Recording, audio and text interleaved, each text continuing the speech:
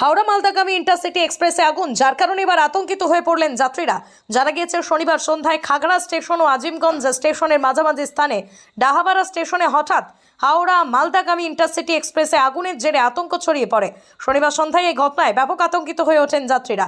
চলন্ত ট্রেন থেকে রীতিমতো হঠাৎ ধোঁয়া বের হওয়ার ঘটনায় রীতিমতো শোরগোল সৃষ্টি হয়। পরে ট্রেনের যাত্রীরা বিষয় ট্রেনের গার্ড ও টিটিকে জানানো হলে তড়িঘড়ি ট্রেন থামিয়ে দেওয়া হয়। ট্রেন থেকে নেমে যাওয়া হয় যাত্রীরা। ট্রেনের ধোঁয়া কী কারণে বের হচ্ছে তা খতিয়ে দেখা হয়।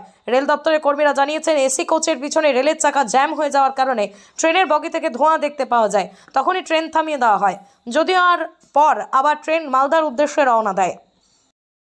ওই বাস স্ট্যান্ডের টিকিট আর কি 6:45 গাড়ি আসবে, তার একটু আগে টিকিট দিয়ে আমি বাড়িতে গিয়ে কেবল জামা কাপড়টা খুলছি আর কি।